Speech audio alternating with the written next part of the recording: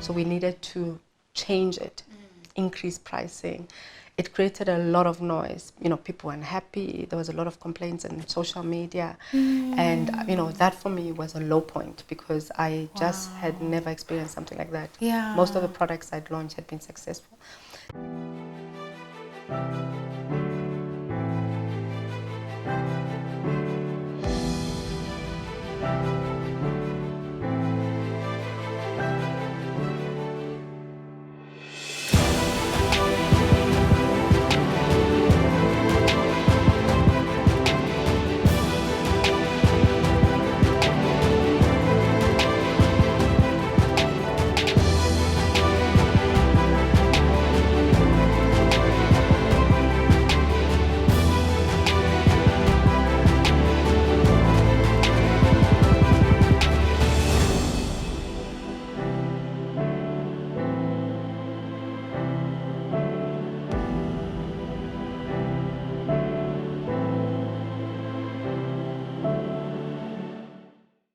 I find that the notion of excellence is brilliant and it's necessary for everyone.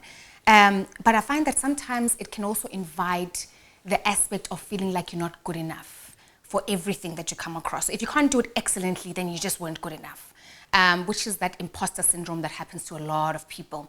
So how do you balance, you know, being excellent and, you know, also just healthily looking at something and not seeing it as not being good enough? How do you do that? Yeah, I mean, it's definitely something that is tricky, right?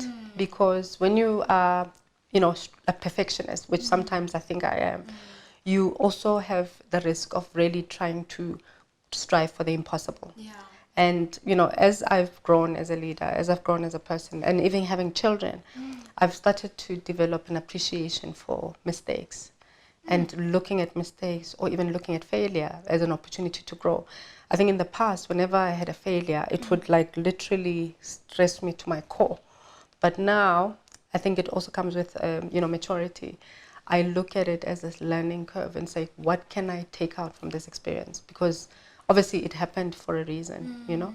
And that's really something that I've been really focused on. Because also when you're leading people, it's very important that you don't necessarily put unrealistic expectations on them. So I've learned to say, you know, if somebody hasn't done something maybe to my expectation, okay, how can I help them to aim for higher without necessarily making it seem like it's completely inaccessible? Yeah.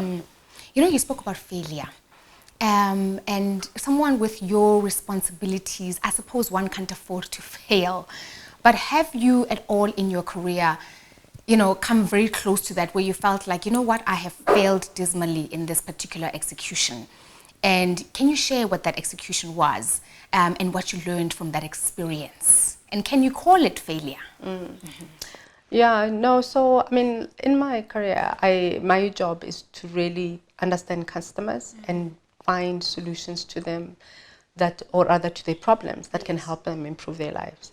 So it's a very privileged position because I get to design products, services, I get to talk to customers. And at one point in time, I worked on a product with my team, which we were very excited about. It had never been done before in the country. It was really going to be the first one in the market. And we did our research, we made sure that we do our homework, we did a good business case, and then we launched the project into the market. After a few months, I mean, it took off. Okay. It did so well. I think within 4 months, we had 6 million people using it. Ooh. And it was a very big success. But meantime, when we actually started to analyze, we find that actually it's losing us a lot of revenue because people are basically optimizing, which means that they were basically, it was priced too cheaply. And the fact that people had taken it up was actually hurting our business. So we needed to change it, increase pricing. It created a lot of noise. You know, people were unhappy. There was a lot of complaints on social media. And, you know, that for me was a low point because I just had never experienced something like that. Yeah. Most of the products I'd launched had been successful. So I looked at that as a big disappointment. But at the same time, it was a learning because to be honest, I mean, in my career, I've been, I've been working for, right now, it's almost 22 years. So to have something like that as a learning, which had not happened for a long time, I felt like it was necessary because it actually exposed me to how, as a leader who was actually working through people, I could actually make mistakes, and how those mistakes can actually help us to learn maybe how to manage things in future. So I'm actually looking at it as a learning experience, and I reflect on it, I reference it, I try not to dwell on it, but I do think that it definitely helped me in terms of how I'm making decisions now. Yes. So certainly a learning rather than a failure. 100%. So it was there to serve you. It definitely, absolutely. Okay. And now, have you ever dropped an opportunity out of fear to say, you know what, this I absolutely cannot do? Like you've dropped the opportunity even though you know that it has the ability to catapult you to the next position. Has that ever happened to you?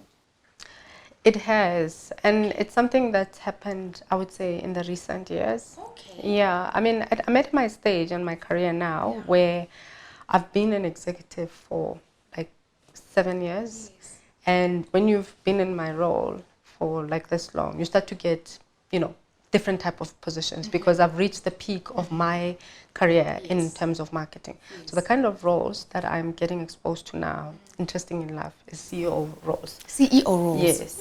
I've had, in the last 2 years, I've had 2 opportunities where, out of the blue, not actually something I was looking out for, I was approached by companies, and I'm not talking small companies, I'm talking about big companies who've approached me to basically take up a CEO role.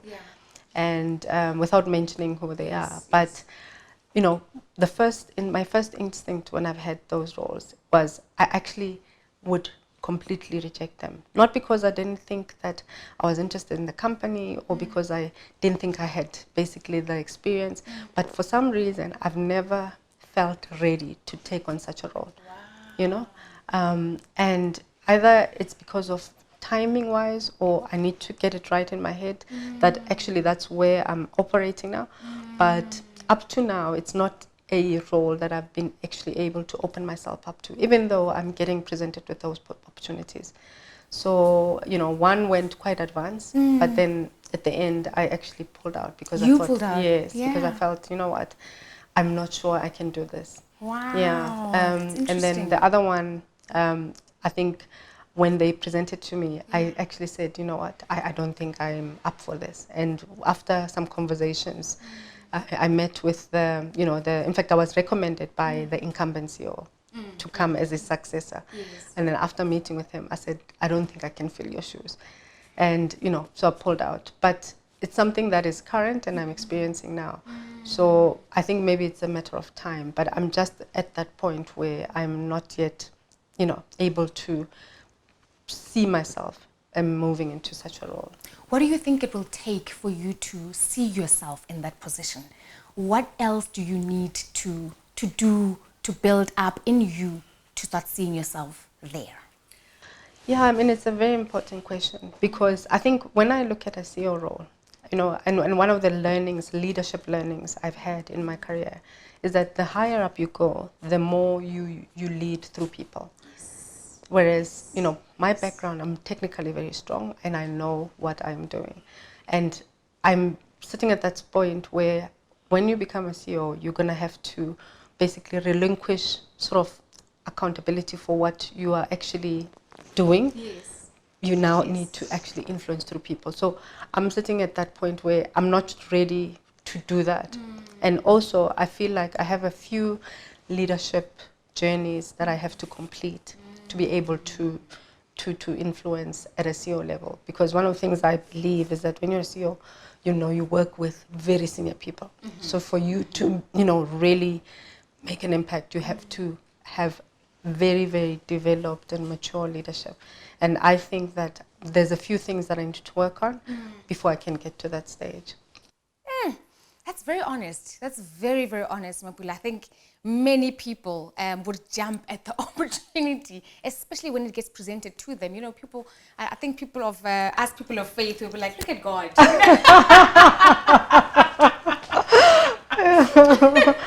Who am I to deny myself? Yeah, I know what you mean. Yeah. And so that for you to look at that and introspect and to say, you know what, there are still some valuable things I need to learn and master and be willing to let go of before I can assume such, especially because it's people-centric. When you are managing people, you need to take very good, I suppose one needs to be very responsible with that decision and not just jump at it and figure it out as they go along, you know? Absolutely. So that I find that very valuable, and I think more people are going to respect you as a result. Understanding who you are, where you are right now in your life, in your career, you know, and then be able to make those bold decisions that are in the best interest of the people that you are likely to be managing and developing as well in the future. No, absolutely. Sure. I really believe it. Hey, if it was me, hey! Look at God. Look at God. All that tithing is finally paid off. Yeah. All right. One last or second last question. We're about to wrap. What's your self-talk, Mapula, in times of crisis? You spoke about an incident where you felt that there was a bit of failure in that execution. In that failure of an experience, what was your self-talk that rose you out of that? Because I think people get stuck in that rut and they aren't able to move on. They get paralyzed by, you know, the mistakes that they've made and don't gain the confidence to keep making other mistakes boldly and comfortably. What was your self-talk that gave you the courage to, number one, get out of that, but also to continue, you know, making bigger, even bigger decisions that come at a risk?